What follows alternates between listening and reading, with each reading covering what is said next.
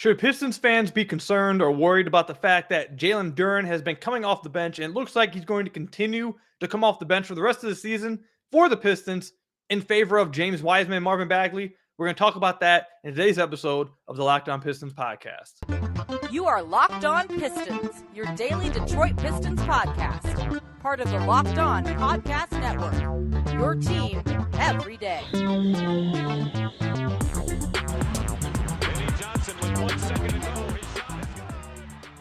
What's the deal? Welcome back to another episode of the Locked On Pistons podcast. Per usual, I'm your host, Kuka Hill. You can find me over on Twitter at Kuka Hill. I want to thank you guys for making Locked On Pistons your first listen of every single day. We're free and available on all your podcast platforms.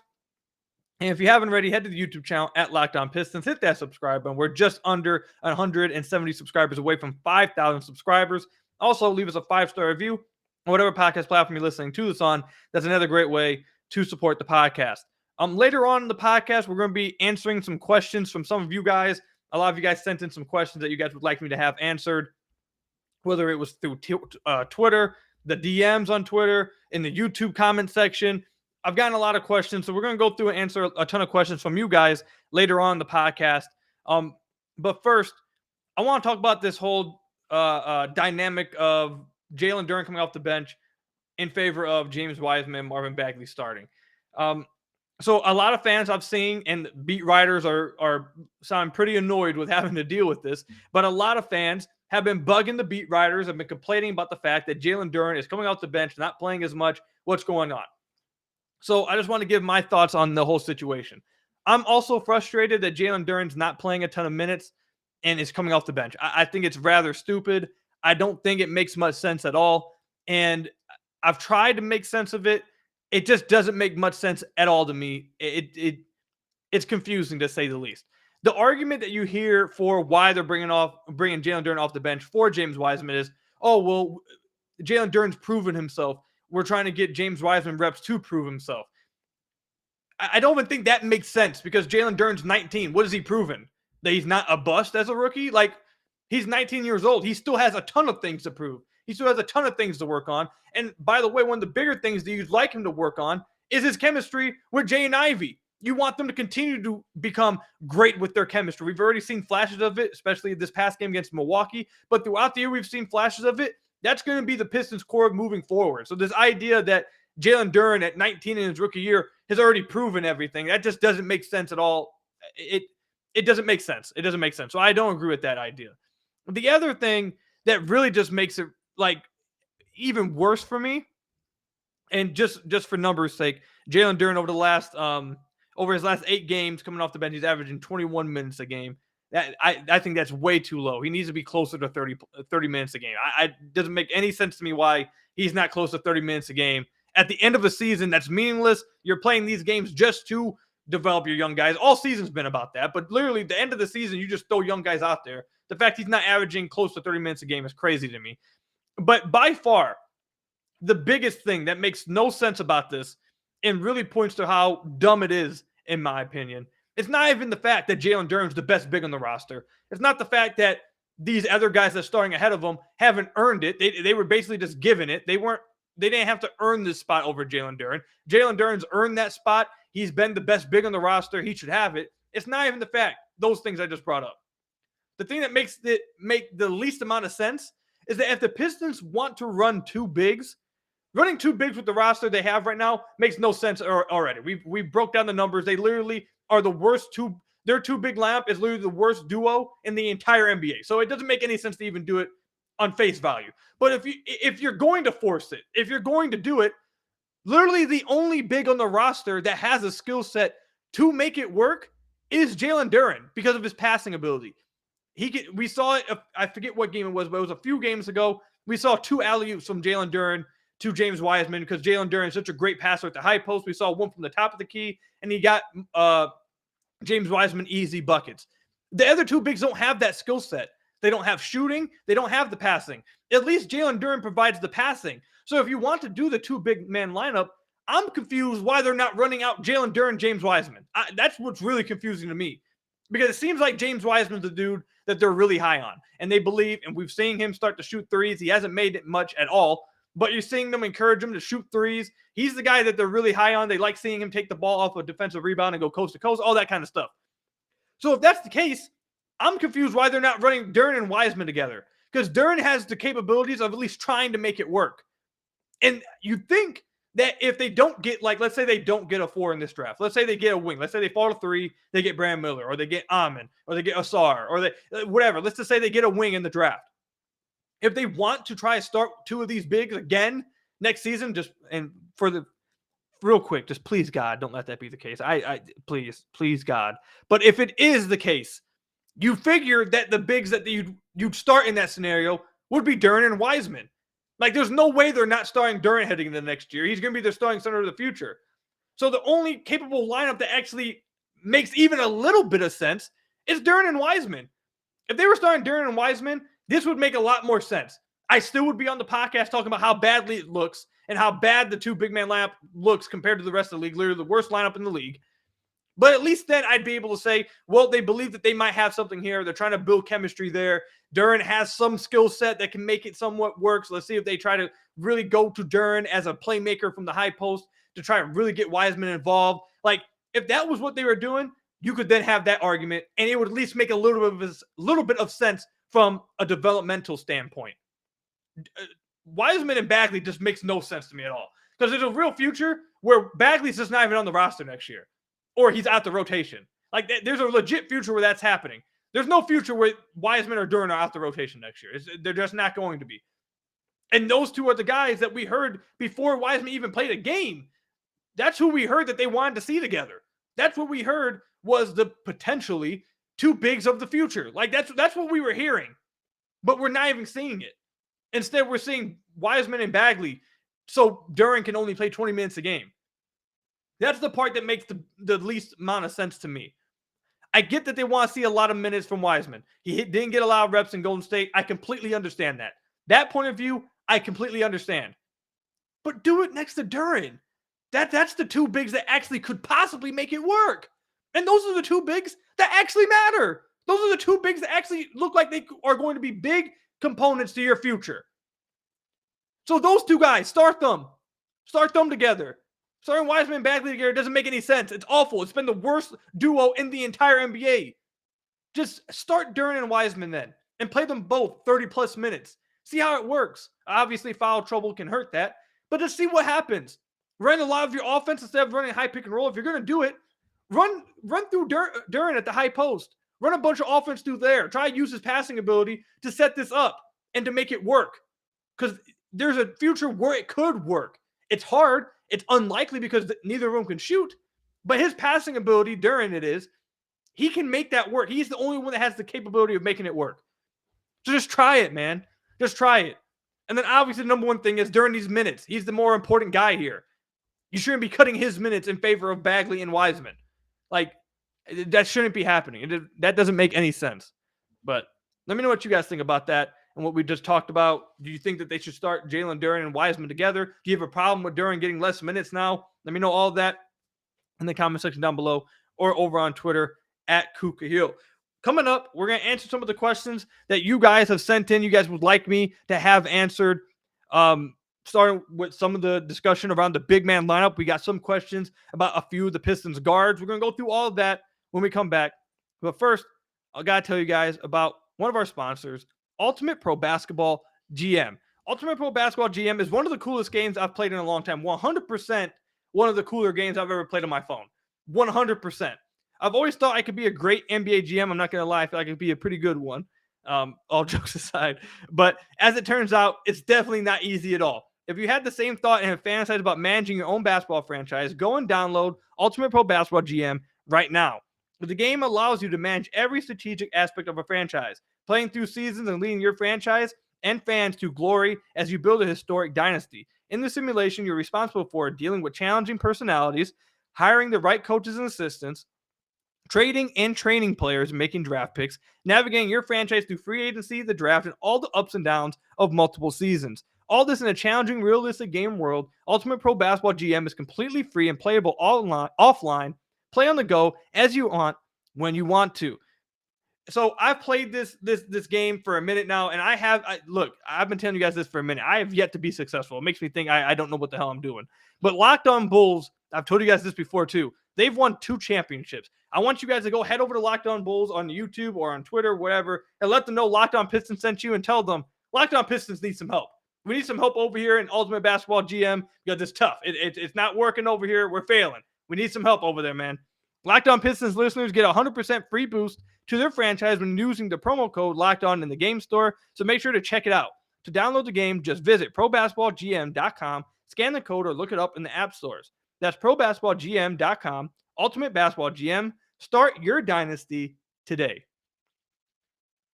So I want to thank you guys again for making Locked On Pistons your first listen of every single day. We're free and available on all your podcast platforms. If you haven't already, head to the YouTube channel at Locked On Pistons, hit that subscribe button, or leave us a 5-star review on whatever podcast platform you are listening to this on. That's another great way to support the podcast. So I got a ton of questions over the last few days in my DMs, on the YouTube comments, just tweeting at me. And then I also asked you guys to give me an idea of what you guys wanted to hear me talk about during the podcast. And I got a lot more questions there too. So I'm just picking some random questions that I want to talk about that you guys sent in, and we'll talk about them here. So one of the questions that you guys asked is, how would you feel with Jalen Duren, James Wiseman, Marvin Bagley, and Isaiah Stewart being the 4 and 5 rotation next season? I'm a little bit concerned about it because, actually not a little bit concerned about it, I'd be really concerned about it because only one of those guys figures to shoot, and Isaiah Stewart hasn't even proven he can actually shoot. We saw 25 games where he was shooting really well. We saw 25 games when he didn't shoot very well. Now, he did deal with a shoulder injury, but the overall point I'm trying to make, this is not trying to go at Stu, but the overall point I'm trying to make is Stu gave us glimpses and reason to believe he could be, but he's not proven yet. He's the only one who's actually shown us glimpses of actually being a shooter. The other ones cannot.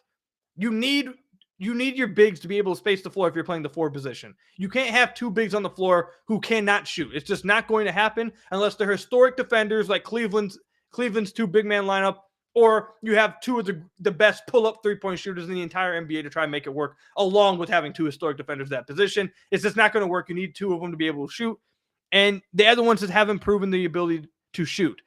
I do think their big man rotation probably is going to be Duren, Wiseman, and Stu, with Bagley filling in when guys are hurt, or he could be possibly traded in the offseason, with them addressing the backup 4, whether through the draft, maybe the starting 4 through the draft, or through the free agency. That's what I assume that they're going to do. I think 3 of those 4 guys definitely are going to be part of the front court rotation next year, though, for sure. Bagley is a question. I don't know if he's going to be on the roster next year, and if he is, I think it's very likely that he could be just out the rotation and just filling in when guys get hurt. And as we've seen, the Pistons have dealt with a lot of injuries to their front court, so he could end up playing a lot of games anyways. But that's where I'm at with it tonight. Another question that you guys sent in, where I'm feeling with it right now, not just tonight. I don't know why I said tonight, but as of right now. Anyways, another question you guys sent in: what is the ceiling for Cade, Ivy, and Jalen Duren as far as top 100 players go in their prime? So this is just going to be a guesstimate, obviously. So don't kill me too bad if you guys think they're higher. You guys can be higher on them. But this is just me guessing based on the players that we see in the league right now, some of the players that are coming in, just how talented the league is now. If I had to guess, I'd say Cade's ceiling, and this is absolute ceiling. This means everything would have to absolutely go right for him. Cade, I'd say, is a top 10 player. That's his ceiling in the NBA. Jane Ivey, I would say a top 25-ish player in the NBA. A guy that can be as high, like fluctuates in that second tier of as low as like maybe 30 and then as high as maybe like 2015, like that kind of area at his absolute ceiling. And then Jalen Duren, top 20 player possibly at his absolute ceiling.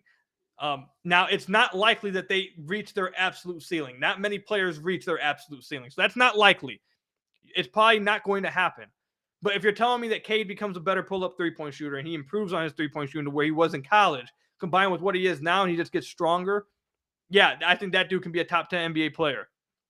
Jane Ivey, I think defense is something I just don't ever see him being very good at. So I think that's going to continue to hold him back from being a top player. But I think if everything else clicks for him, he becomes an off-the-ball movement 3-point shooter, pull-up 3-point shooter, continues to improve playmaking-wise. And instead of being the poor finisher that he is now, he actually becomes a good one.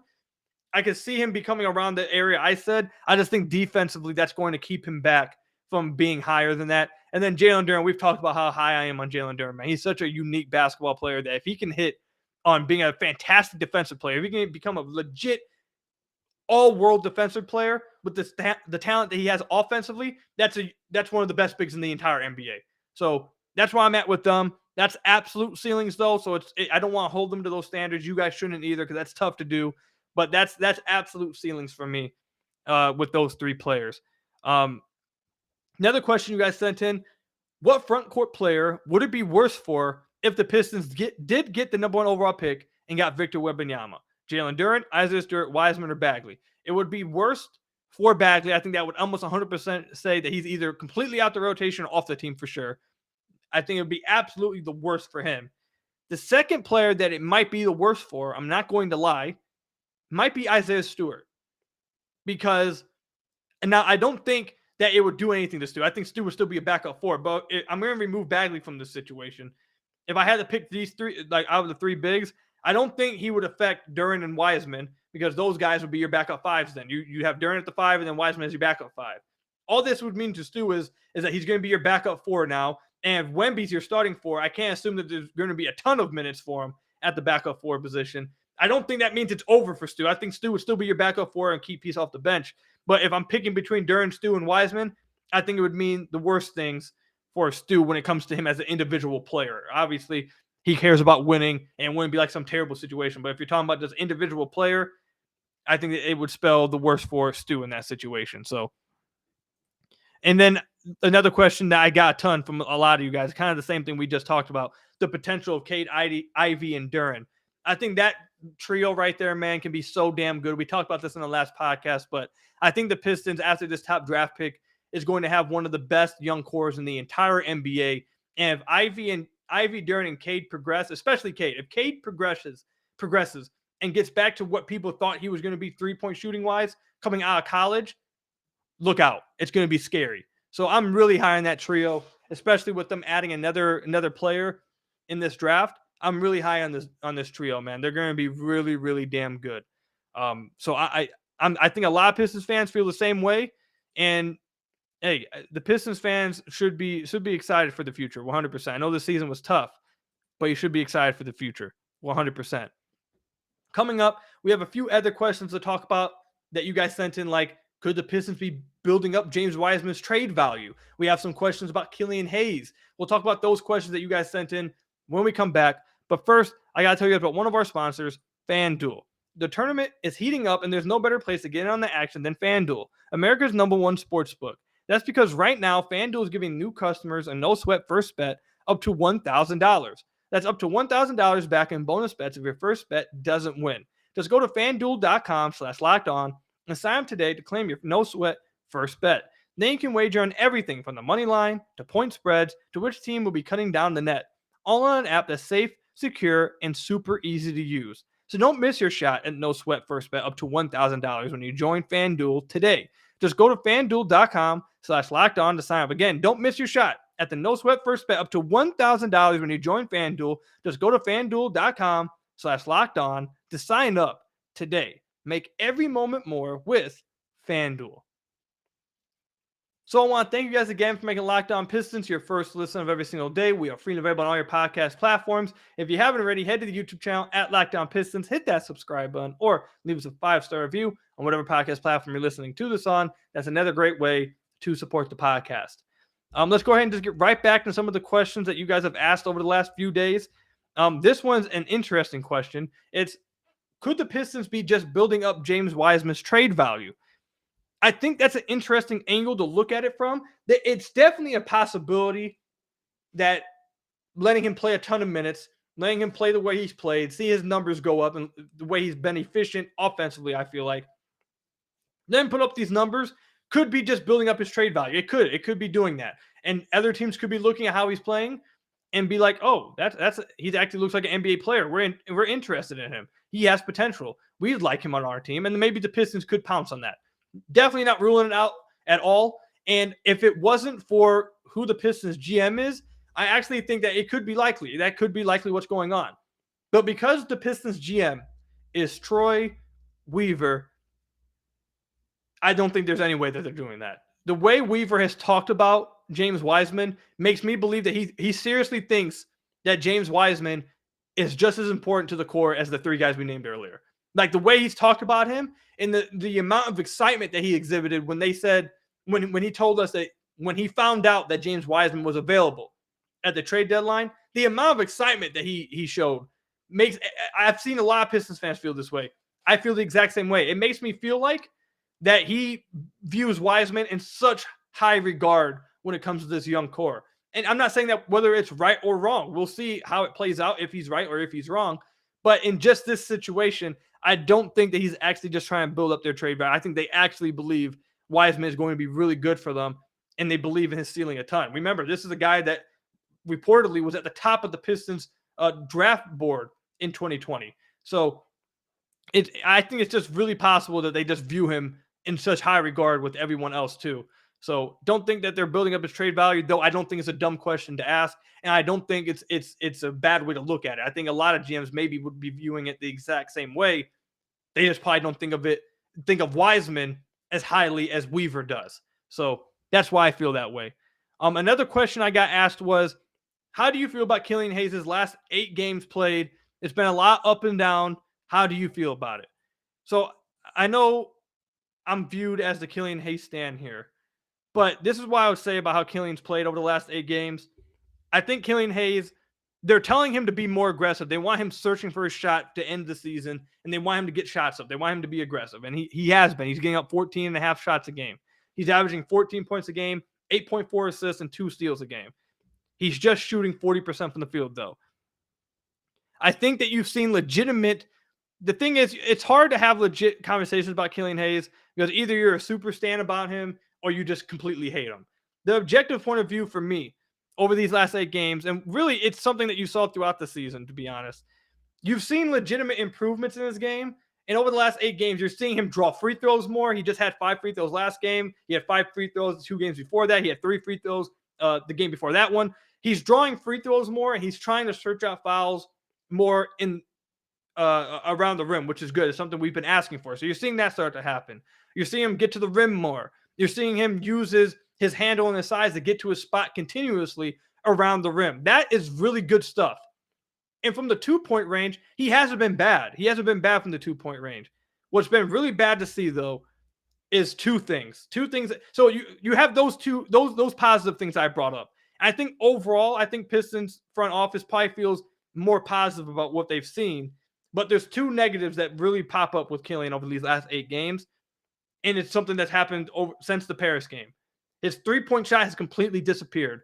He's shooting 14% from deep. That's awful over the last 8 games. If he was just shooting 30%, his field goal percentage probably goes up to like 44% from the field.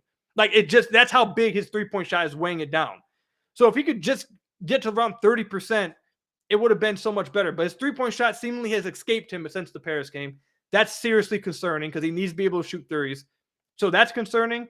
And the second thing that I would say is really concerning is some of his shot selection with his threes. The reason why his field goal, his efficiency is so low is because he can't hit threes right now. And also because some of the shots he takes are just really bad shots. If he could just wipe out the bad shots or at least turn the bad shots into like driving shots to where he at least has a chance of getting fouled, it would look a lot better. So those are the 2 areas I would say that have been really, really concerning over the last 8 games. Is that, yeah, you're seeing him being more aggressive. You're seeing him get to his spots better in the 2-point range. You're seeing him get to the rim more. You're seeing him draw more free throws. You're seeing him learning how to use bumps on drives to draw free throws. Like you're seeing these little improvements that are really good to see. But despite that, you see these 2 glaring ones that are kind of wearing down the positives to a point where people are like, is this even a positive? So you need to see him start to make some threes. That's a really big thing. But really for me, it's the shot selection that's really, really weighing stuff down for him. If he just took better shots, his numbers would look better, especially from 3. A lot of his threes are just tough threes. He shouldn't be taking step back threes or sidestep threes. Like, he shouldn't be taking those. His threes should all be like catch and shoot threes. And if guys go under a screen, then you can take one. But the step back, sidestep ones, they're not efficient shots, and he shouldn't be taking them. Turn those into drives to the rim, and his numbers would look better. So that's how I feel about his last 8 games. I think there's some positives to take away, but just like with Killian, always, there's positive to take away, and then there's always negatives. It's just a matter of which one do you weigh more. So that's how it's been with him his whole career. Even though, like I said on a few podcasts ago, I feel like he's hitting higher highs this season than you've seen at any other point in the season or any other point of his career. So that's where I'm at. I think that's an objective opinion. I don't think I'm being leaning too far either way. I think I'm being objective with that. And then the last question that we got asked is, and I saved this one for last because I don't want to get into this argument too often, or engage or start this argument. I'm not arguing. No one's on the other side of this right now. No one else sitting next to me. I'm just talking with you guys. So I don't want to start this argument. That's why I saved it for last. But a common question that I've been asked is, if the Pistons get 2, has Jaden Ivey showed enough to where you pass up on Scoot? And this is the only thing, and this is what I'm going to say. I need people to understand this. You are not taking Scoot at 2 because you don't believe in Ivey. You are not taking Scoot at 2 because you think Ivey can't be good. We know Ivey's good. We know Ivey's going to be really good. You're taking Scoot at 2 because Scoot is one of the best point guard prospects we've seen in over a decade. You're taking Scoot because he's best player available and he's potentially a generational prospect. That's why you take Scoot. So if you get 2, you take Scoot, in my opinion. You try and make the 3 guys work. I don't think it would work well. That's my opinion, but you definitely try it at first. And then if it doesn't work, you trade the worst of the 3 guards, who all 3 of them will be good. And I'm assuming in this situation, obviously people say Ivey because he's the likely one to be worse than Cade and Scoot. But because Scoot's such a generational problem. It could be Scoot. You could trade Scoot too. But either way, you trade the worst of the worst one. They'll still have incredible value because they're all really good. And then you just get the guy that fits with the 2 you're keeping, because they're going to have higher value than whatever guy you reach on at 2. That's why you do that. You do that because you don't pass up on best player available, especially when they get talked about the way Scoot has been talked about. It's not an indictment on Jaden Ivey. It's not because you don't think Jaden Ivey's good. It's not because you don't think Jaden Ivey will not be great. It's because Scoot himself as a prospect is damn great. And they've talked about him like he's one of the best prospects we've seen over the last 10 years. If Wemby wasn't in this draft, he would be the go-ahead number 1 pick. Easy. That's why you take him. And then you figure out everything else later. If you have to trade him, later, or Ivy later, then you make that decision later. But I'm never going to be a fan of taking fit over best player available at the top of the draft. That's how you end up picking like I don't even know like what player to come up with. Like that's how you end up, I guess, with like a role player at small forward or something. Like you draft a Al Farouk Aminu or something. Like that's how you end up one of those teams who get laughed at in 10 years. Because, oh look, they drafted fit over best player available, and they passed on Stephen Curry, or you passed on who's another one of these guards that have slipped down really far. Steph Curry's the first one to come to example, but that's how you do that. That's how you end up with that kind of thing. Or Luka Doncic falls. Like that's how you end up with that kind of situation when you draft fit over best player available. So that's my thoughts on it. It's not has nothing to do with Ivy. It just has to do with the best player available at that pick. So that's all I wanted to say with that. I don't want to engage that discussion because it turns into a heated argument and makes it sound like the people don't like Ivy, and that's not the case at all. I just want to make that clear. But that'll probably be one of the only times I really engage in that kind of argument, or that discussion, not argument, that discussion. So, but that's all I've got for you guys today. Let me know in the comment section what you guys thought about the podcast today, your guys' thoughts on everything we talked about. Comment section again on YouTube or over on Twitter at Kuka Hill. I want to thank you guys for making Locked On Pistons your first listen of every single day. We're free and available on all your podcast platforms. Hit that subscribe button to the YouTube channel on our way to 5,000 subscribers. Leave us a 5-star review, whatever podcast platform you're listening to this on. And until next time, I'll see you guys later. Stay safe.